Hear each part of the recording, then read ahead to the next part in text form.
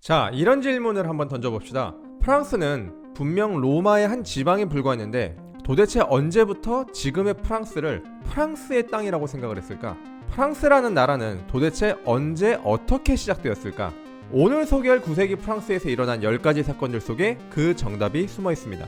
첫 번째 사건입니다. 800년에 샤를마뉴의 대관식이 있었습니다. 당시 샤를마뉴는 프랑스, 독일, 이탈리아 북부까지 영향력을 행사한 강력한 왕이었습니다. 이런 영향력을 무시할 수 없었던 로마 교황은 샤를마뉴를 황제로 인정했죠. 신성 로마 제국 황제의 기원이 바로 여기에서 출발합니다. 두 번째 사건입니다. 814년에 경권왕 루이 1세가 샤를마뉴의 뒤를 이어 즉위합니다. 하지만 강력한 정복자의 후손들은 밥그릇 싸움을 하는 게 역사의 필연이죠. 아버지만큼의 역량이 없었던 루이 1세는 일생을 반란과 분열 속에서 살아가게 됩니다. 심지어 아들들에게 잡혀 유폐되는 불운까지 겪었습니다. 세 번째 사건입니다. 841년에 루이 1세의 세 아들이 전투를 벌입니다. 루이 1세가 죽으면서 왕국은 셋으로 갈라졌고 가운데 지역을 차지한 맏형이 동서쪽 지역을 차지한 동생들과 전쟁을 벌인 거죠. 그래서 현재 프랑스 중간 즈음인 퐁트누아 엉 피제라는 곳에서 전투가 벌어지는데 여기서 동생편이 이깁니다. 이 전투는 분명 왕국을 둘러싼 형제들의 피바람이었습니다. 하지만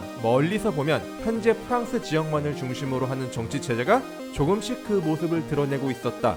이렇게 볼 수 있겠네요. 네 번째 사건입니다. 1년 전에 큰 형과 싸워 이긴 동생들이 서로를 배신하지 말자는 서약을 맺습니다. 이 서약이 바로 스트라스부르 서약입니다. 이 서약은 고대 프랑스어의 역사에서 매우 중요하다고 합니다. 라틴어에서 프랑스어가 떨어져 나오는 변화의 모습을 간직했기 때문이라고 하네요. 다섯 번째 사건입니다. 형제 간의 피보다 진한 권력욕의 이야기는 계속됩니다. 843년이 되면 이제 세 형제가 서로의 몫을 인정하게 되는데요. 샤를 2세는 서프랑크 왕국을 자기의 몫으로 가져갑니다. 현재 프랑스의 시조 서프랑크 왕국이 공식적으로 등장한 것입니다. 이 조약의 이름은 그 유명한 베르댕 조약입니다. 여섯 번째 사건입니다. 870년에 메르센 조약이 맺어집니다. 베르댕 조약 이후 국경에 대한 조약들이 연이어 체결되는데 그중 특히 메르센 조약은 의미가 깊습니다. 이 조약으로 현재의 프랑스, 독일, 이탈리아 국경에 밑그림이 그려졌기 때문이죠. 일곱 번째 사건입니다. 884년에는 동프랑크의 왕이었던 카를 3세가 서프랑크의 왕위를 계승합니다. 샤를 2세 이후 서프랑크의 계승자들은 모두 일찍 죽었기 때문이죠. 참 희한한 일입니다. 왕위를 지키려고 거의 40년 동안 혈육 간에 그렇게 싸웠는데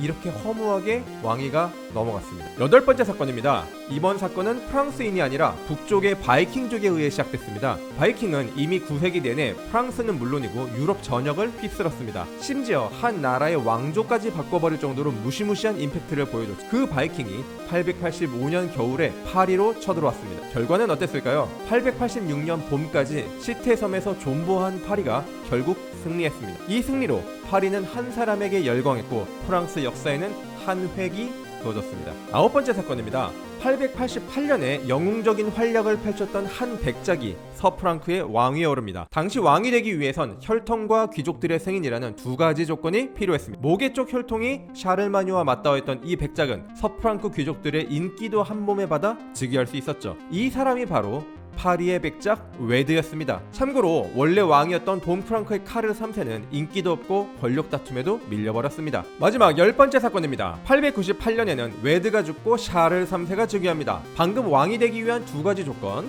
혈통과 귀족의 승인을 말했었죠. 그래서 아들도 없고 권력 기반도 아직 탄탄하지 않았던 웨드는 왕위를 샤를마뉴의 후손인 샤를 3세에게 물려줄 수밖에 없었습니다. 하지만 웨드의 후손들은 이 계승에 불만이 많았나 봅니다. 새로운 피바람의 불조짐이 보이죠. 이 이야기는 10세기 편에서 계속 이어가겠습니다. 자, 이렇게 해서 9세기 프랑스를 빠르게 훑어봤습니다. 외국인 이름이 너무 많이 나와서 누가 누군지 헷갈리고 내용도 잘 기억이 안 나시죠? 자, 우리 이것만 기억합시다. 전반기에는 샤를마녀가 죽은 뒤 왕국이 세 개로 쪼개져서 서로 싸웠다. 후반기에는 바이킹의 치림을 극복하며 웨드라는 새로운 가문이 등장했다. 그리고 이 큰 흐름을 저는 이렇게 한 줄로 정리하고 싶네요. 9세기 프랑스는 드디어 프랑스 지역을 중심으로 하는 정치 체제가 생겨나기 시작했다. 오늘은 여기까지입니다. 감사합니다.